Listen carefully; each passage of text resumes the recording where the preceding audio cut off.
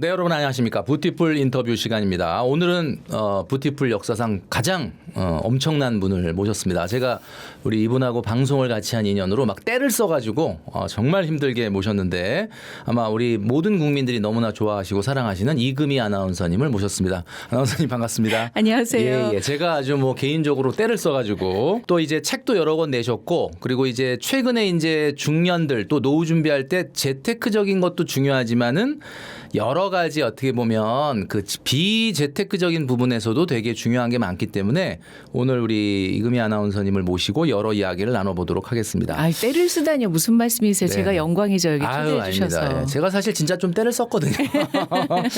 사실 우리 이금희 아나운서님하고 저희 그 방송을 그 100세 부자. 맞아요. 예, 그 노후 준비를 하시는 많은 분들의 고민들을 같이 좀 이야기 나누는 그런 EBS 다큐 프라임의 방송을 같이 했는데 뭐 방송하시면서 어떠셨어요, 이금희 아나운서님? 저는 참 흥미로웠고 그리고 이런 프로그램이 지금 시대에 꼭 필요하다는 생각이 들었습니다. 그렇죠. 어떤 프로그램은 시대의 흐름을 따르잖아요. 네네네. 근데 이 프로그램은 지금 시대에 너무나 필요한 프로그램이고 제가 프로그램 녹화한 이후에 제 주변이 다 이제 50, 60, 뭐 좀 그렇죠. 젊으면 40 이러니까 이런 프로그램을 했다. 또 이런 프로그램이 방송된다 했더니 다들 흥미롭게 보고 싶다. 나도 네네네. 궁금하다. 이런 얘기 하더라고요. 네, 저는 뭐 거기 패널로 참석을 했는데 사실 그 사연자님들마다 다 사연이 있고 네. 힘든 그 아픔이 있고 노후 준비에 그 힘든 어떤 과정이 있는데 그 우리 MC를 이금희 아나운서님이 보시면서 그 이렇게 딱 좀 진행을 하면서 품어주시는 것만으로도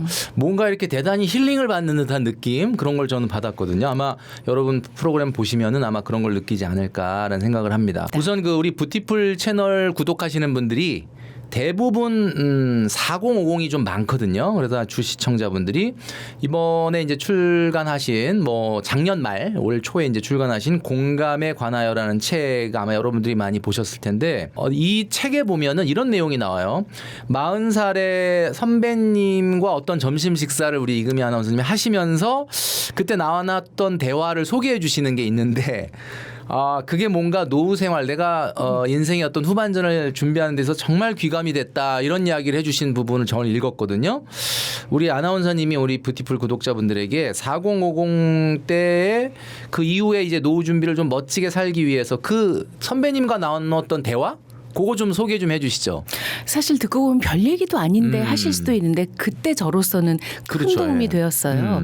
41살에 한 선배가 밥을 사주신다 그래서 둘이 이제 점심을 먹었는데 아나운서 선배님. 아니에요. 다른 쪽에 다른 계신 쪽의 선배님이에요. 예, 제가 예. 그 선배님 일을 좀 도와드린 게 있었는데 밥 먹다가 올해 몇 살인지 물어봐도 돼요? 그러셔서 네, 저 41예요. 선배님들이 어머 나랑 딱 10살 차이네. 그렇게 말씀을 하시더니 지금부터가 좋을 거예요. 그러시는 거예요. 지금부터가 좋을 거예요. 네. 근데 저는 그때 사실 40이 넘었고 결혼도 못했고 이런 상태여서 좀 불안하기도 하고 40이 넘은 여성 방송인의 선례가 많지 않기도 하고 뭐 이런 상황이었는데 그 말을 들으니까 갑자기 지금부터 좋은가? 좋을 건가? 뭐 이런 생각이 들었고 예. 정말 10년이 좋았어요.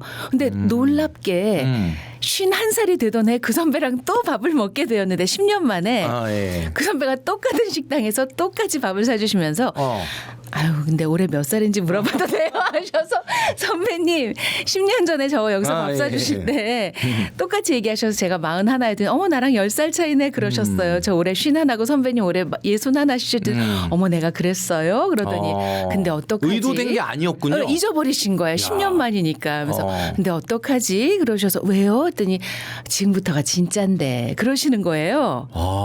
지금 순간적으로 좀 소름이 쫙 끼쳤거든요. 네. 의도하신 것도 아닌데 처음에 41살 때 뵀을 때는 이제부터가 좋을 거예요 그랬다가 네. 이제는 지금부터가 진짜인데. 네, 그러셔서 제가 정말요? 사실 나도 이 말을 나보다 딱 10살 위인 여성 소설가 선배가 계신데 그 선배가 나 40대, 50대 때 해줬어요. 근데 진짜 그 선배 말대로 되더라고요. 하시는 거예요. 그래서 적어도 이게 3번의 검증을 거친 거잖아요.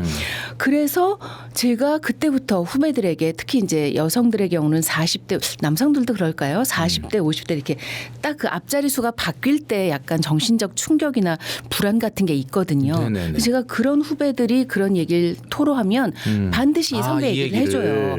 나도 실제로 40대 10년이 정말 좋았고 그 선배가 얘기해 주신 대로 50대 10년이 진짜였다. 너도 그럴 수 있을 거야 라고 얘기를 해줍니다. 그 이야기인즉 사실은 그분이 뭐 본인의 어떤 경험을 비추어서 얘기한 걸 수도 있지만 사실은 상당한 위로였네요. 위로기도 하고요.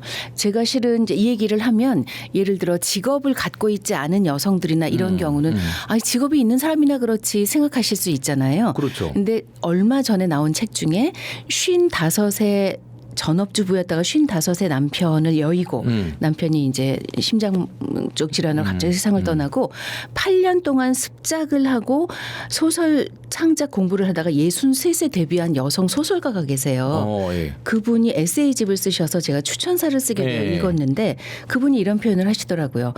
전업주부로 거의 생활을 하셨기 때문에 나이 먹는 게 두렵기도 하고 네네. 더군다나 혼자가 되셨을 때 걱정이 되셨대요. 네네. 근데 60대에 등단을 하고 일본의 그 네로라 하는 문예상을 다 받으셨고요. 네네. 63세 본인을 이렇게 표현하시는 거예요. 나는 노인이자 신인이자 노인이다. 그리고 내가 비록 뭐 살림밖에 해온 건 없었지만 지금까지 내가 살아온 것들이 내 인생의 데이터다. 이렇게 많은 데이터가 있으니 나를 믿어주면 된다. 이런 취지의 얘기를 하셨더라고요. 그러니까 위로이기도 하지만 실제이기도 해요. 한 발만 더 그러네. 나아가면 그 우리 그 능력 중에는 뇌가 하는 일 중에는 기억의 회상을 조작하는 능력이 있다고 해요. 기억의 회상을 조작하는 조작한다. 능력. 그러니까 우리가 어린 시절을 떠올리면 다 좋았죠. 즐거웠고 행복했고 어린 시절이 고통스러워서 하는 분은 많지 않은데 그 이유는 고통이 없진 않았을 텐데. 그걸 다 잊어버리기 때문이래요. 왜냐하면 인간이 과거를 회상할 때 계속 고통스러우면 너무 고통스럽잖아요. 그러니까 자기도 모르는 새에 그걸 뇌에서 조절하는구나. 조절을 한대요. 그래서 좋은 기억 위주로 남긴다는 거예요. 그러다 보니 실제로 10년 정도 지났을 때 10년을 회상해 보면 너무 좋은 좋았다. 기억이 더 앞서는 거죠. 우리가 진짜 살다가 보면은 그래 힘들었는데 그때가 참 좋았어 이런 이야기를 진짜 많이 하잖아요. 우리 구독자분들도 많이 하실 테고.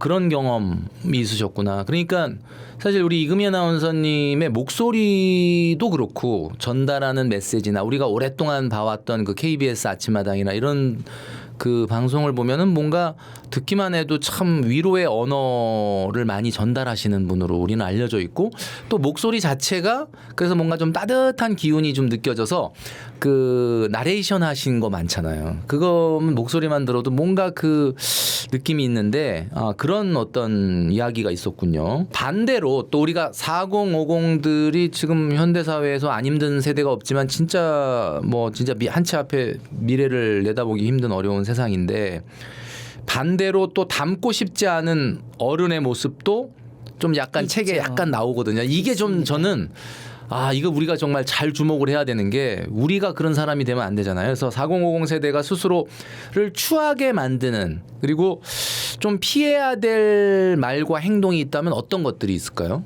우선은 전제로 하고 싶은 것이 저도 4050 이제 막 그런 나이니까 네네네. 충분히 우리 세대가 얼마나 힘들게 살아왔는지를 잘 알고 있어요. 그렇죠.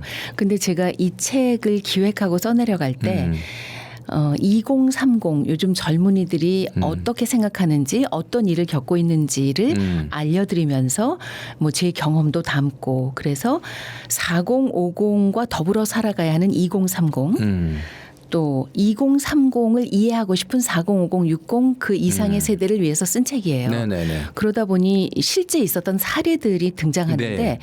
읽고 나서 어떤 50, 60 세대분이 이런 사람이 있어요 하시는 거예요.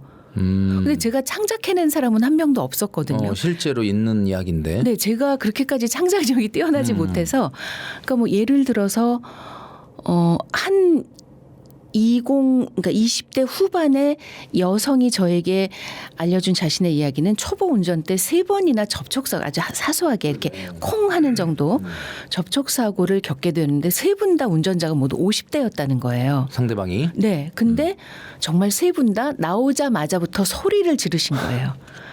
이 친구는 20대 후반의 초보 운전자이고 나중에 곰곰이 따져보고 했을 때 자기가 잘못한 건 없었는데 자기 생각에는 그리고 또 실제로도 그랬는데 너무 소리부터 지르고 나오시니까 내가 잘못했나 이런 생각이 들었다는 거예요. 그래서 이 친구는 그렇게 3번의 경험을 통해서 어른인 운전자하고 그런 식으로 만나고 싶지 않다. 그러니까 어른이라고 해서 나이를 먹었다고 해서 어떤 상황에서든 그 나이부터 내밀고 나오는 분들은 젊은 세대가 좀 힘들어합니다. 그리고 마치 나이가 어떤 허가증인 것처럼 제 책의 다른 남성인데 일을 하다가 너무 힘들어져서 도시를 떠나 지역에 있는 아주 풍광 좋은 펜션에서 알바를 하게 된 네네네. 30대 남성 이야기예요. 근데 거기서 이제 그 펜션에서 일한 다음에 이불 빨래를 하거나 네. 설거지를 하거나 청소를 하거나 그런 일을 하겠죠. 근데 풍광 좋은 자연 속에서 생활을 하면서 자기 치유를 하고 있었던 거예요. 너무 도시 생활에서 네네네. 스트레스 받았던 걸. 근데 굳이 어머니 친구 한 분이 그 근처에 왔다면 물어물어 찾아오셔서는 뭐 예를 들어 서준이라 합시다. 서준아, 너 어디서 자니? 그래서 이제 방을 보여드리고 너 하는 일이 뭐니? 그래서 이렇게 보여드렸더니 앉아봐 서준아. 너 젊은 시절에 이렇게 보내면 안 돼. 젊은 시절에 한 달, 2달, 1년이 얼마나 중요한지 아니? 너 여기서 이러고 있으면 안 돼. 너 아줌마 아들, 딸은 어떤지 아니? 하면서 굳이 아줌마 아들 딸이 네.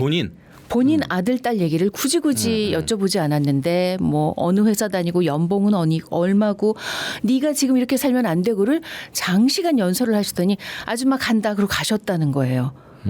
근데 생각해 보면 내가 부탁한 것도 아니고 고민을 상담한 것도 아닌데 물어본 것도 아닌데. 내 엄마도 아닌데 왜 나에게 저런 얘기를 하셨을까? 그때 또 상처를 받았는데 다행히 서준 씨 어머니가 이런 말을 해주신 적이 있었다는 거예요. 걱정이 될 때는 격려를 해줘야 한다. 왜냐하면 걱정보다는 격려가 힘이 세기 때문이다. 그래서 그 말을 떠올리며 격려하실 줄을 모르고 걱정만 하셨구나. 나는 누군가가 걱정될 땐 격려를 해줘야지. 이런 생각을 했다는 진짜 거예요. 아주 엄청난 훌륭한 청년이네. 그죠? 예. 청년에게 배울 게 있다니까요, 우리가. 그런 식으로 어른이 나이가 많다고 해서 무조건 소리를 질러도 된다고 생각하시거나 소리를 질러야 된다고 생각하시는 교통사고, 접촉사고 현장의 어른. 그리고 나이가 많다는 이유로 누군가의 인생에 개입해도 된다고 생각하는 어른이 되시면 곤란하더라고요. 앞으로 접촉사고가 나더라도 일단은 몸 괜찮냐. 그렇죠? 이거부터 먼저 얘기하고 잘잘못을 따져도 늦지 그쵸? 않을 것 같은데. 네. 그리고 우리가 이렇게 만났을 때 얘기할 때 걱정이라는 그 어떻게 보면은 핑계로 자꾸 훈계를 하려고 하는 것보다는 네. 사실은 아까 우리 선배님이 얘기해 준 앞으로 좋을 거다, 앞으로가 진짜다라는 게 사실 위로와 격려로 시작을 한 거잖아요. 네. 그렇죠? 그러다 보니까 그런 것 같습니다. 진짜 마음에 울림이 있는 것 같은데 우리도 사실 좀 반성을 하게 되는 게 조금 우리보다 나이가 좀 어리거나 이러면 상황이 좀 약간 힘들거나 그러면 자연스럽게 또 이렇게 그런 얘기가 툭툭 나가는 게 뭐 악의가 있어서 그런 건 아닌데 그런 거 좀 조심해야 될 것 같네요. 그래야 우리가 추한 어떻게 보면 중장년 노년층이 안 되지 않을까라는 생각을 합니다. 어른 세대와 젊은 세대가 뭐 당연히 뭐 말이 이렇게 잘 원활하게 통하지 않는데 이 책에 이제 공감에 관하여라는 게 이런 어떤 내용들로 돼 있다 보니까 정말 이런 것만 잘 우리가 배워도 나이 세대를 떠나서도 대화가 잘 될 것 같아요. 네, 정말로 서로를 배려하는 마음만 있다면 대화가 가능할 거라고 그죠. 생각합니다. 오히려 우리 젊은이들이 더 듣고 싶어하는 선배님들의 이야기 이런 것들을 더 와서 듣겠다라고 할 수도 있는데 어른 세대와 젊은 세대가 가장 다른 부분이 이 무례함의 기준이라고 말씀을 하셨어요. 네. 무례함이라는 게 뭔지 아는데 친밀함과 무례함의 경계라는 게 참 애매할 때가 있습니다. 친해서 그래 뭐 이렇게 얘기할 수도 있는데 상대방 입장에서 이거 약간 기분 나쁜데 그럼 이건 친밀함이 아니라 무례함이 될 수도 있는 거고 그 우리 아나운서님이 생각할 때 친밀함과 무례함의 차이와 그 경계는 어떻게 구분하는 게 좋을까요? 상대방의 기분이죠. 아 그렇죠. 제가 지금 기준이 얘기한 거죠. 예, 방금 말씀하신 그대로입니다. 근데 그 상대방의 기분이라는 게 내가 이렇게 하면서 이렇게 하면은 저 사람이 기분 나쁠까라는 거를 생각을 안 하고 이렇게 툭 친하다는 이유로 하는 거잖아요. 그렇죠. 근데 그 친하다의 기준도 좀 다른 것 같고요. 예를 들어 지금의 2030의 직장 생활을 생각해 보겠습니다. 저희 때는 평생 직장 개념이 있었어요. 그렇죠. 예. 그리고 저희 때는 일주일에 주 6일 근무를 했죠. 그렇죠. 6번을 저도 회사 토요일 날 사람들 근무를 만나. 했었습니다. 그렇죠. 예. 12시까지 근무하고 점심 먹고 퇴근했잖아요. 네네네. 그리고 일요일에 회사 선배들하고 등산을 갔습니다. 야, 요거 얘기하면 또 이거 뭔 소리야? 이렇게 모르는 분도 있는데 맞아요. 그런 게 있었던 것 같아요, 진짜. 네, 그랬습니다. 매주는 아니었지만. 그래도 자주 갔어요. 그러니까 일주일에 7일을 엄마 아빠보다 더 자주 보는 거죠. 아니 그리고 평상시에 근무하고도 네. 집에 바로 퇴근 안 하고 맞아요. 회식 같은 것도 많이 했잖아요. 이게 또 그렇습니다. 업무의 연장이다 이러면서. 맞습니다. 그러니까 친해질 수밖에 없고요. 저 집에 숟가락이 몇 개인지 저 집 그렇지. 애가 이번에 친하지, 학교를 진짜. 들어갔는지 못 들어갔는지 다 알잖아요. 알지. 그러니까 그 사람의 개인적인 생활을 내가 터치하는 게 아무렇지도 않았어요. 맞아. 네. 진짜 그랬던 것 같아요. 근데요, 지금 젊은이들은요, 평생 직장 개념이 없어요. 그렇지. 거의 대부분은 N번째 직장일 뿐이에요. 그러면 이 직장에서 특히 계약직도 많아졌죠. 그러면 올해 연말에 재계약을 할지 안 할지 안 할지도 모르는데 모르고. 왜 친하게 지내야 돼요? 왜 친하게 지내야 돼요? 네. 그렇구나. 저도 내년에 이 직장에 다닐 수 없다고 생각해 본다면 굳이 우리 집안 얘기나 개인적인 얘기를 하지 하고 싶지 않을 것 않지. 같아요. 그런데 예전에는 왜 주말에 소개팅 했다면 어떻게 괜찮았어? 뭐 애프터 받았어? 애프터 했어? 맞아. 이런 얘기를 하는데 지금은요. 그런 얘기를 물어보는 것도 결례예요. 아니 내가 소개팅을 했는지 안 했는지 했는데 애프터를 했는지 안 했는지 선배가 왜 물어보지? 그렇잖아요. 네네. 그거부터 달라진 거예요. 그래서 이런 걸 물어봐도 될까 생각하는 거 물어보지 마세요. 약간 기준이 애매할 때는 안 하는 게 낫다. 차라리 그게 낫고 제가 그래서 그 젊은 세대들에게 이번 책을 쓰면서 이제 물어봤거든요.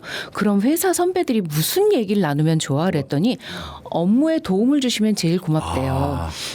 예를 들어서 이제 어차피 선배가 거쳐간 업무이거나 이럴 확률이 높잖아요. 네네네. 그러면 내가 이 일할 때는 이 자료가 좀 도움이 됐는데 됐다. 도움이 될까 하면서 자료를 건네주거나 이 업무를 했는데 지난번 업무와 비교해서 이게 이렇게 좋아졌다라고 구체적으로 칭찬을 해주시거나 구체적으로 알려주시면 진짜 고맙고 나를 동료 후배로 생각하는구나.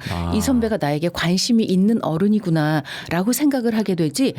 저 주말에 소개팅 어떻게 됐어? 이거가 고맙지 않다는 거예요. 저도 지금 순간적으로 좀 뜨끔했던 게 저도 이제 옛날 사람이다 보니까 우리 음희 아나운서님이 얘기했던 옛날 그 문화 정말 가족같이 지냈던 그 문화에서 그러니까 이 후배랑 더 친하게 지내려면 내가 어떻게 행동해야 될까 그러면 막 그냥 괜히 막 주말에 뭐 했어 뭐 그죠. 막 이렇게 접근을 하는데 네. 이렇게 하지 말고 뭐 업무적으로 조금 도움해 줄 거 없겠냐 뭐 이런 걸 좀 써보면 어떻겠냐 이런 그쵸. 게 더 낫다는 거죠. 그러네요. 그러니까 이렇게 되면은 무례함과 어떻게 보면 친밀함의 기준이라는 거는 내가 어떻게 보면 생각했을 때 좀 애매하다 그러면은 그런 걸 안 하는 게 나을 것 같네요. 그죠? 그게 나으실 거예요. 요 얘기가 또 연장선으로 이어지는 게 아마 우리 구독자분들도 많이 보시면서 느끼시겠지만 이 명절에 만나면은 어른들이 뭐 결혼은 언제 하냐, 왜 안 하냐, 뭐 취업 언제 하냐, 진학은 어떻게 됐냐, 뭐 이런 이야기 물어보는 게 옛날에 이제 굉장히 좀 그래서 요즘 젊은이들이 그 친척들 안 만나고 싶어 한다 그런 얘기가 있는데 이렇게 성취 위주의 질문을 많이 하시는 게 한 또 조사에 의하면 또 이유가 뭐 할 말이 없어서 이렇게 할 말이 없어서 뭐 대화는 하고 싶은데 뭐 이런 결과도 있었습니다. 그래서 중년의 세대에 특히 공감에 대해서 어려움을 겪어하는 분들이 굉장히 많은 것 같은데 이런 분들을 위해서 우리 젊은 세대와 공감하고 서로 행복해지는 말을 어떻게 좀 시작하면 좋을지 좀 조언을 주신다면 어떻게? 이게 범위가 너무 다른데요. 가족 간에 친척 간에 또 사회생활하면서 만난 어른 간인데 이래서 가족 간에는 네, 조금 다를 수가 있죠. 네네. 엊그제 제가 봤던 그 유튜브 영상 말씀을 드리면 저도 좋아하는 BTS가 지난 주말에 도쿄돔에서 이틀간 11만 명 정도의 관객과 만났어요. 네네네. 그래서 그 영상에서는 그 콘서트에 갔던 관객과 가지 못해 도쿄돔 밖에서 관람 나름대로 TV로 혼자서 이렇게 뭐 이런 보면서. 보면서 관람했던 관객들하고 인터뷰를 많이 했더라고요. 네네. 근데 그 중에 엄마와 딸이 같이 온 분이 계시는 거예요. 일본 네네. 여성이죠. 네. 아마 딸은 한 20대 초반쯤 되는 것 같고 어머니는 한 50대 초반 정도로 보였는데 그럼 엄마 딸이 다 못 들어가고 바깥에 아니요, 둘 다 봤어요. 아, 둘 다 들어가서 본 둘 다 BTS 팬인 거예요. 그래서 둘 다 너무 행복해하면서 각자 이제 좋아하는 최애는 다르지만 같이 와서 이걸 본 것만으로도 너무 행복해하는 거예요. 뭔가 같은 걸 같이 공감했다는 거가 행복인가? 그렇죠. 그래서 제가 또 주말에 야구장에 다녀왔는데 요즘 야구장에 가면 가족끼리 오는 분들이 많아요. 그래서 가족끼리 말씀하신 대로 성취 위주의 이번 성적 뭐 이런 거가 아니고 같이 즐길 수 있는 거. 같은 팀을 응원하면서 같은 팀 예를 들어 타자마다 다 그 응원가가 따로 다 있거든요. 있죠. 예. 그리고 율동도 다르거든요. 그런 걸 뭐 딸 아들이 엄마 아빠한테 알려드릴 수도 있고 그렇죠. 같이 응원을 하다 보면 한 팀이 되니까요. 이런 식으로 그리고 제가 또 어떤 분한테 들은 건데 가족끼리 함께 러닝을 하게 되었대요. 그래서 이제 전에는 가족끼리 뭐 이제 주말에 서로 늦잠 자고 뭐 이랬는데 네네. 주말에 딱 일찍 일어나서 러닝을 가자 이렇게 돼서 주말마다 러닝을 하는 거예요, 가족끼리. 그래서 자기가 제일 행복한 순간은 주말 아침 현관에 놓인 4켤레 운동화를 보는 순간. 그리고 그 이후에 가족끼리 대화가 어떻게 바뀌었냐면 너 이번에 5km 뛸 거야? 아, 아빠는 10km 뛸 건데 할 수 있을까? 기록 얼마 나왔어? 매일매일 기록을 재면서 뛰니까 매주. 이렇게 대화가 달라졌다는 거예요. 그러니까 뭔가 같이 하니까. 그렇죠. 그래서 가족끼리 함께 할 수 있는 거, 뭐 덕질을 하셔도 됐고, 어떤 스포츠 팀을 같이 응원하셔도 응원해도 좋고, 되고. 러닝을 하셔도 좋고, 가족 간에는 그렇게 하면 그런 골치 아프고 스트레스 받는 대화를 하지 않으실 수 있고, 명절에 만나시는 친척이라면 그냥 물어보지를 마시고 용돈을 주세요. 그러면 오히려 굉장히 살가워진 조카들을 보실 수 있을 거예요.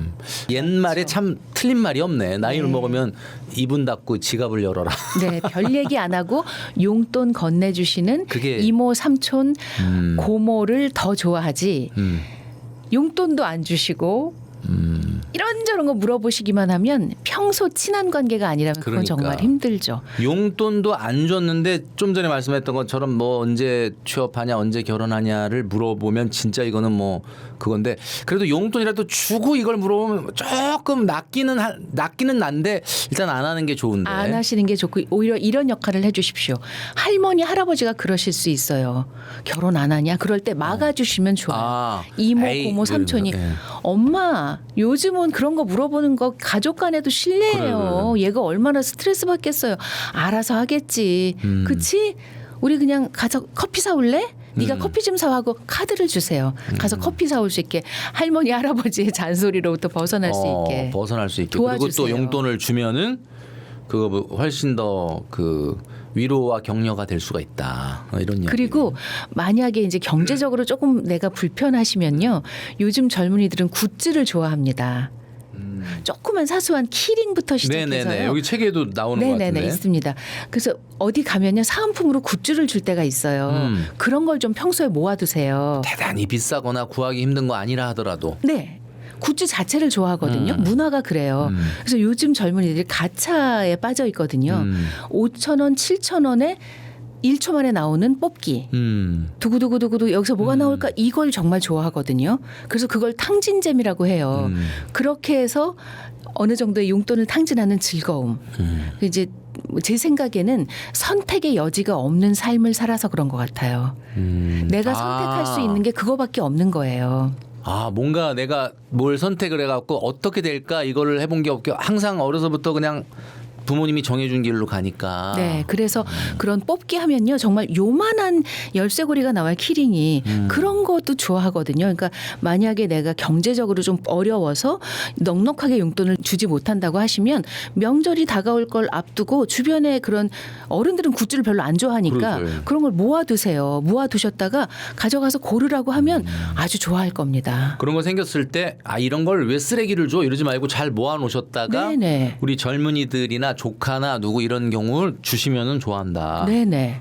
예. 이거 한번 꼭 해볼 필요가 있을 것 같습니다. 저도 얼마 전에 그 가방에다가 어떤 분이 요만한 이렇게 인형 같이 생긴 그게 이제 키링인데 그거 드릴까요? 그런데 뭐 저는 아이, 뭐 그걸 왜 달고 다녀? 그런데 이게 달아주시더라고. 근데 그냥 달아주셨는데 빼긴 그래가지고 계속 지금 그 가방 들고 다닐 때마다 보고는 있는데 하여튼 그런 느낌이었군요. 그게. 책에 지금 좀 전에 말씀해 주셨던 것처럼 키링 같은 인형들 요즘 인기가 있다. 그런데 여기에 무해력이라는 단어로 풀어주셨어요. 무해력. 제가 찾아보니까 이 무해가 없을 무자에다가 해로울 해자를 썼던데 무해력. 이게 정확하게 어떤 건가요? 그러니까 해롭지 않은 것들이 주는 힘, 그것들의 힘을 뜻하는 건데요. 젊은 사람들이 자주 하는 말 중에 귀여우면 끝이야 이런 말들을 귀여우면 해요. 끝이야. 그러니까 어른들도 보시겠지만 젊은 사람 중에는 반려동물 동영상만을 찾아보는 친구들이 있어요. 왜냐하면 정말 무해하기 때문이죠. 내가 키울 수는 없고 혼자 없지만. 사니까 없지만 그렇게 귀여운 고양이, 강아지 이런 걸 보면서 그냥 보는 순간 웃음이 나잖아요. 그럴 때 내가 힐링이 되는 거죠. 이런 것처럼 좀 전에 이제 제가 말씀드린 것과 연관을 짓는다면 가차를 통해 뽑기를 통해서 뽑은 5,000원짜리 조그마한 열쇠고리 아니면 친구한테 선물 받은 몽실몽실한 인형, 예, 키링 이런 것들을 가방에 달고 뭐 여러 군데 달고 다니면서 심지어는 이렇게 조그마한 핸드백에 열쇠고리가 더 큰 경우도 있어요. 그런 걸 달고 다니면서 그냥 달랑달랑 보면서 마음의 위로를 얻는 거죠. 그러니까 세상이 너무나 뭐라 그럴까 위험한 곳 그리고 너무 경쟁이 심한 곳 너무 스트레스가 큰 곳이다 보니 그 세상으로부터 나를 보호해주는 쉼터 피난처 마음의 어떤 안식처 뭐 이런 거가 필요한 거예요. 근데 번번이 어떤 공간으로 갈 수는 없으니까 잠시 내 키링을 보는 시간으로 그것을 대체하는 것이죠. 그러니까 왜 이렇게 가방에 주렁주렁 달고 다니나 이런 생각을 했는데 오늘 좀 아나운서님이 풀어주시니까 조금 마음이 그런 거구나. 이렇게 아마 우리 기성세대 분들은 그거 먹지도 못하는 걸 왜 달고 다니냐 이렇게 그 쓸모없는 걸 왜 달고 다니나 이제 그렇게만 생각할 게 아니라 현대사회가 워낙 경쟁도 치열하고 힘든 세상이고 마음에 상처가 되니까 그런 걸 잘 이해하는 어른이 돼야지 젊은이들하고 소통이 되는군요. 네네. 저도 좀 많이 배워가고 있습니다 지금. 책에 보면 또 이런 내용도 나와요. 삶의 격에 대해서 나옵니다. 격.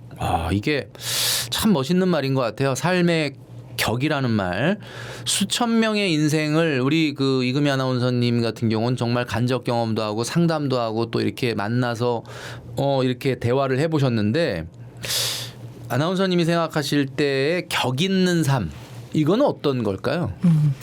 나를 잘 보호하고 나를 잘 챙겨주는 삶이 일단 격이 있는 삶인 것 같아요. 나를 잘 보호하고 그렇죠. 챙겨주는 삶. 언뜻 들어서는 이렇게 누구나 인간은 다 자기 위주로 생각을 하고 자기한테 이렇게 자기 보호 본능도 있고 그런데 그런 의미는 아닐 것 같고 어떤 걸까요 구체적으로? 실제로 우리가 사회생활을 하다 보면 마치 전장에 나간 장수나 병사처럼 쏟아지는 화살을 맞을 때가 있어요. 그렇죠. 그럴 때 얼른 치유하고 얼른 원상 복구를 해야 하거든요. 그래야 또 내일의 전투에 임할 수가 있잖아요. 근데 그러지 못하고 계속 그 화살이나 뭐 창, 칼 이런 것들을 맞다 보면 계속 생채기가 난 곳에 또 덧나고 덧나서 결국은 이렇게 무너지기도 하거든요. 이게 심리적으로. 네네. 그렇기 때문에 격이 있는 삶은 내가 나를 잘 보호하는 삶이에요.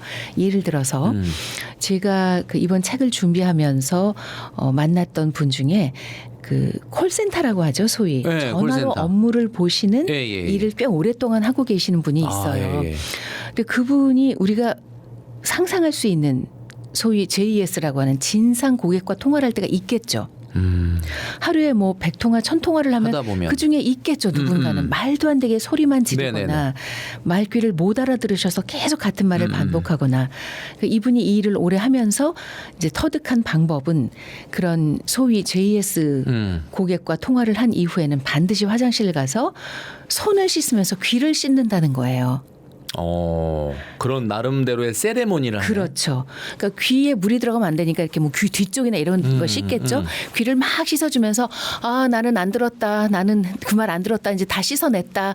나는 그 말 안 들었어 하고 그 말을 씻어낸다는 거예요. 근데 제가 이 얘기를 바로 같은 업무 전화로 업무에 종사하시는 우수 사원들을 대상으로 강연한 적이 있었는데 예. 거기서 하니까 1시간 강의 중에 제일 빵 터졌어요. 다 공감하시는 거예요. 모두가 다 그런 일을 겪으시고 그런 일 때문에 스트레스를 받으시는 거죠. 그래서 그런 책도 있거든요. 삶의 격에 대해서 얘기한 책이 있는데 거기 보면 삶의 격을 그러니까 자신의 자존감을 지키는 방법에는 3가지가 있는데 네네. 첫 번째는 남이 나를 어떻게 대하는가가 중요하다는 거예요. 근데 이건 내가 어떻게 할 수 없잖아요. 남이 나를 잘 대해주면 고맙지만 아니면 상처를 받죠. 그렇죠. 근데 두 번째도 있다는 거예요. 그럼에도 내가 남을 어떻게 대하는가. 그쪽이 나를 함부로 대했다고 나도 똑같이 함부로 대하는 게 아니라 그러나 나는 지킬 것은 지켰어 하는 걸 내가 스스로 나에게 심어주는 거죠. 마지막으로 제일 중요한 3번째는 내가 나를 어떻게 대하는가. 제가 왜 앞에서 자꾸 생채기가 덧나서 무너진다는 말씀을 드렸냐면 이게 상처가 반복되다고 보면 그리고 낫지 않는데 계속 덧나다 보면 그게 내재화가 돼요. 내가 마치 이런 취급을 받아도 되는 사람처럼 여겨져요. 그게 제일 안 좋거든요. 그 상처기를 그래서 그때그때 치료를 해줘야 되는구나. 그렇습니다. 덧나지 않게 해줘야 하거든요. 그래서 남이 나를 어떻게 대할지라도 30% 그냥 포기하더라도 33% 나머지 67% 나는 남을 잘 대하고 내가 가진 교양과 수준에 맞는 대우를 하고 나는 남에게 욕을 하지 않아. 나는 남을 제대로 대해. 제일 중요한 건 나를 내가 제대로 대해주면 자존감의 3분의 2는 지킬 수가 있다는 거예요. 그런 삶이 저는 격이 있는 삶인 것 같아요.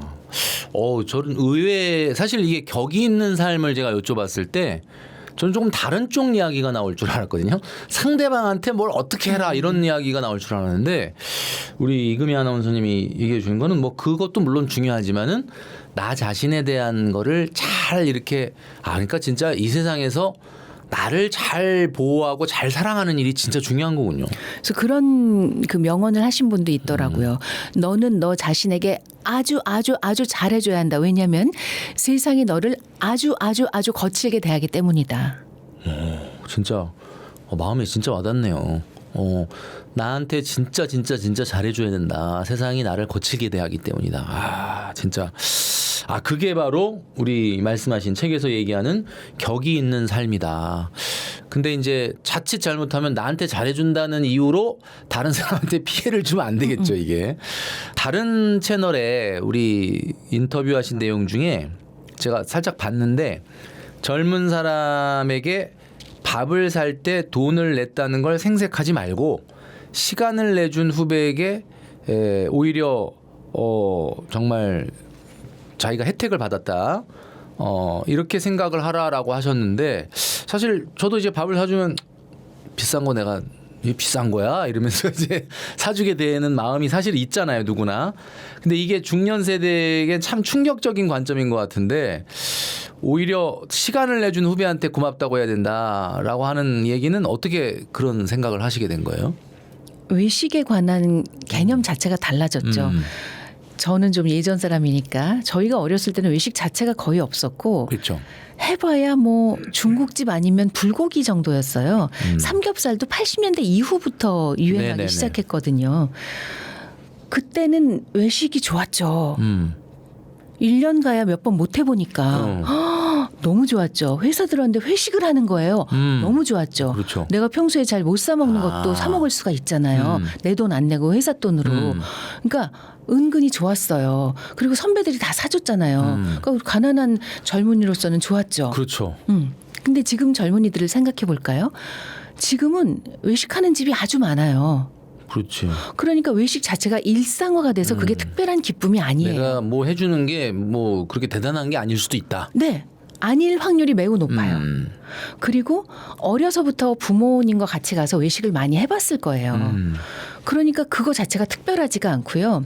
또 하나 지금 10,000원 없어서 밥 못 먹어 이런 젊은이는 많지 않아요. 그러니까 오히려 선배가 15,000원짜리 국밥 사주면서 계속 잔소리하느니 잔소리하는 것보다 나 혼자 그냥 편의점에서 그렇지. 7,000원짜리 그냥 맛있는 거 사 먹고 맛있는 도시락 사 먹고 그냥 음료 하나 마시면서 나 혼자 점심 먹는 게 훨씬 편해. 이런 마음이에요. 그렇기 때문에 시간을 내주는 건 진짜 고마운 거거든요. 오히려 나랑 밥 같이 먹어줘서 고마워. 네. 저는 그래서 후배들하고 밥 먹으면 꼭 고맙다고 하고 밥을 사주려고 하고 조그만 초콜릿이나 사탕이라도 사주려고 해요. 고마워.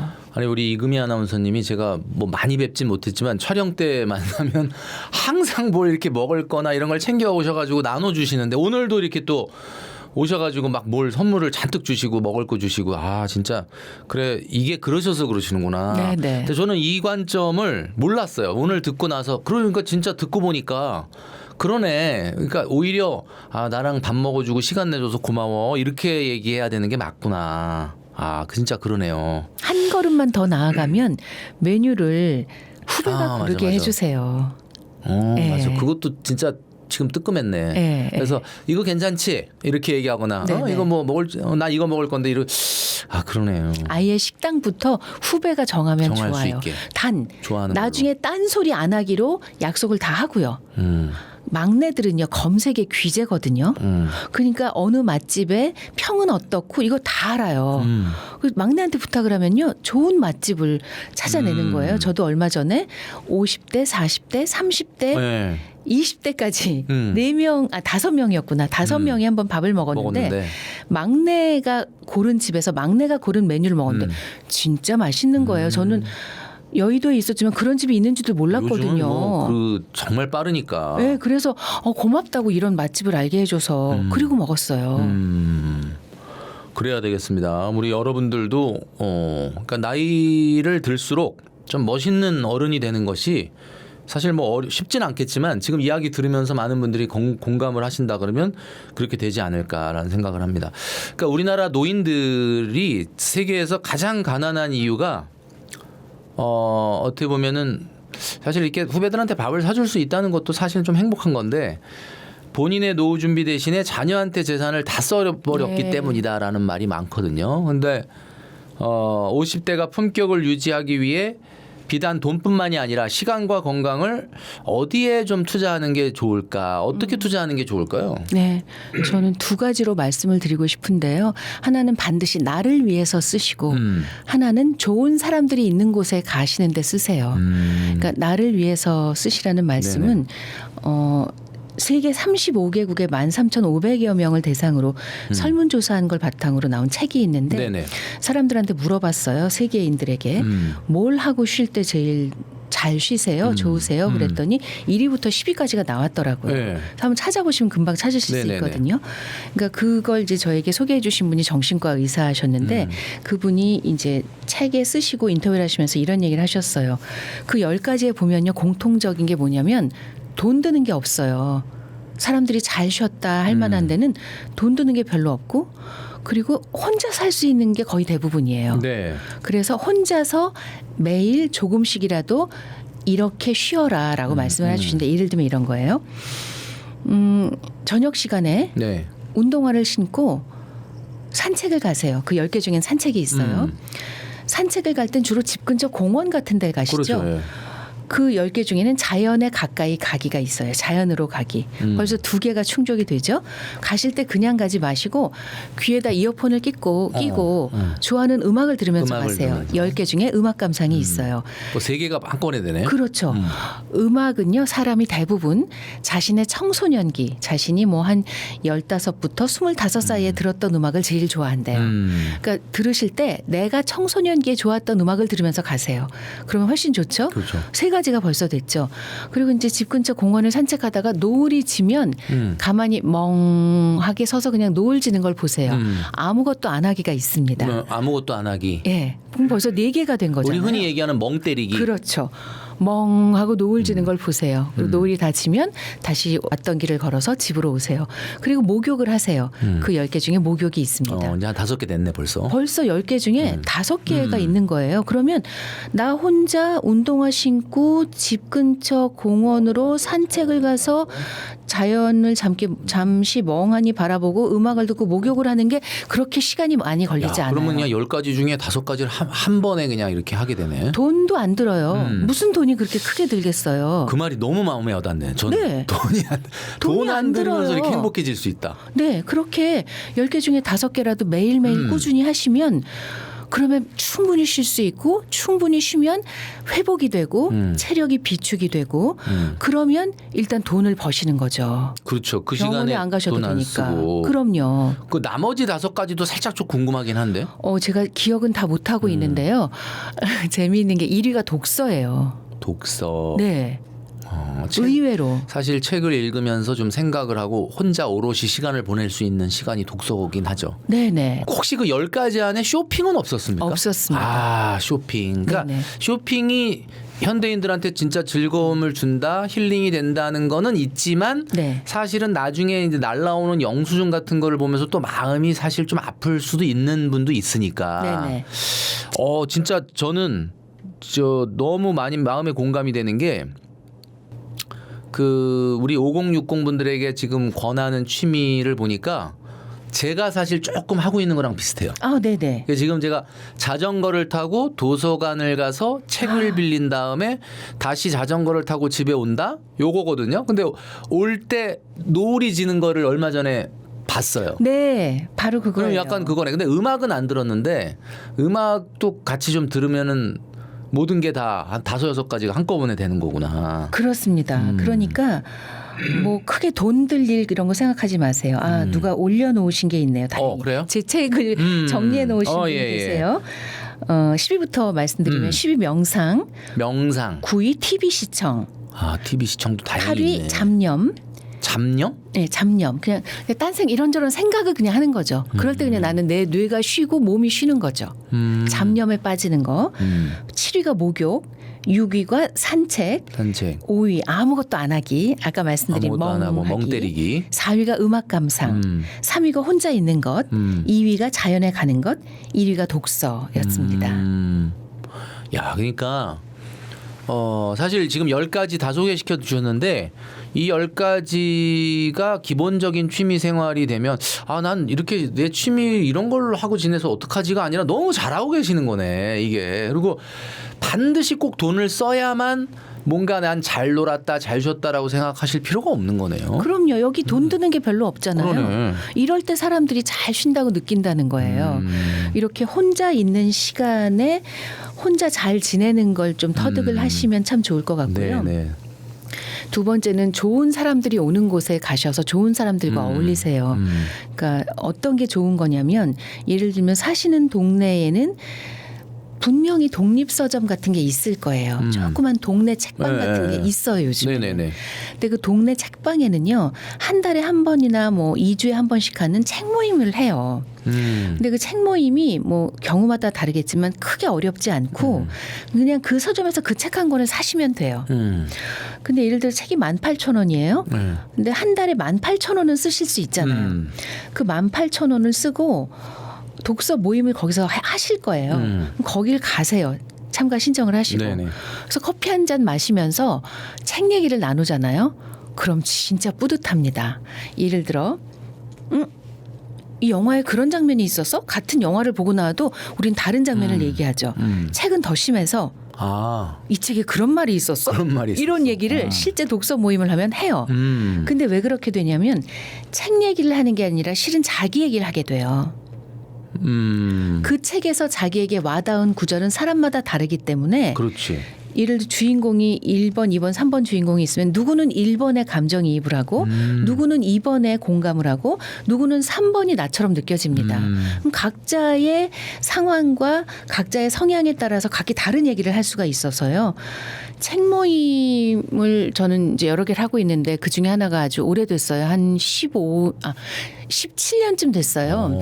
근데 모임. 네, 그 모임은 진짜 제가 박사 논문을 쓰면서도 갔어요. 그러니까 2주에 한 번씩 책 한 권을 읽는 건데 논문 쓸 때는 진짜 잠잘 시간도 없었거든요. 근데 거기 가서 얘기를 하지 않으면 스트레스를 견딜 수가 없는 거예요. 그런 식으로 책 모임에 가시거나 봉사하는 모임에 가세요. 예를 들어 유기견 보호센터 이런 데는 항상 손이 모자란다고 해요. 네네네.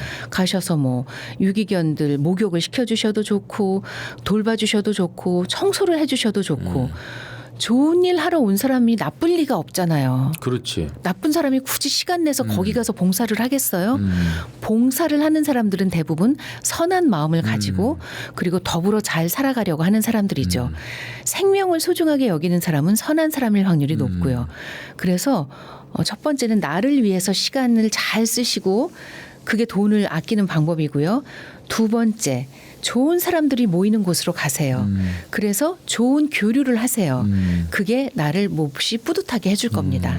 자, 오늘 우리 이금희 아나운서님 어렵게 모셔서 여러 이야기를 나눠봤는데 진짜 한 말씀 한 말씀 들을 때마다 뭐 목소리 자체가 또 워낙 뭐 우리가 늘 들어오던 익숙한 목소리에 좀 힐링이 되는 느낌이 있었는데 그 내용도 저도 사실 좀 찔림도 있었고 좀 울림도 있었고 여러 가지 정말 좋았던 내용이 있었던 것 같습니다. 여러분들도 우리가 좀 나이 먹으면서 누구나 다 늙고 언젠간 중장년 노후가 되는데 좀 멋진 그런 존경받는 그런 어른이 되는 거 그리고 노후 준비라는 게 물론 돈도 물론 중요하지만 정말 멋있는 어른 멋있게 늙어가는 우리 사람이 돼야 되고 이 현대 사회에서 인간관계가 얼마나 중요합니까? 대화가 얼마나 중요합니까? 이 대화 이런 것들에 대한 이야기들을 많이 나눠봤습니다. 오늘 아나운서님 나와주셔서 너무 감사드리고 우리 뷰티풀 구독자분들에게 그래도 마지막으로 덕담 한마디 이런 거 좀 해주시고 마무리하도록 하겠습니다. 네.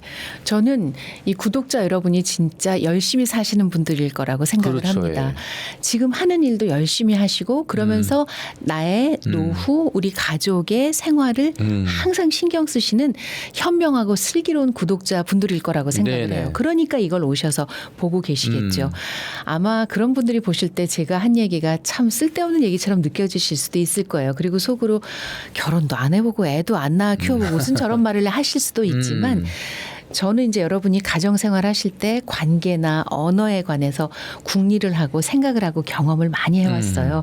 그러면서 제가 생각한 건 사람이 제일 힘든 게 외로울 때라는 겁니다.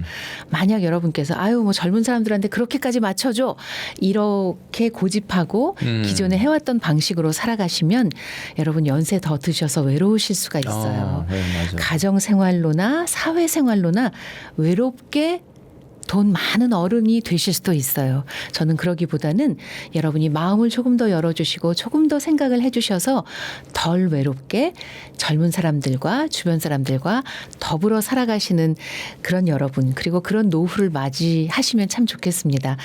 제가 어떤 말을 했는지 잘 기억도 나지 않고 그 말 중에는 귀담아 듣지 말아야 할 말도 있을지 모르겠어요. 하지만 제 진심만큼은 여러분께 가 닿았으면 좋겠습니다.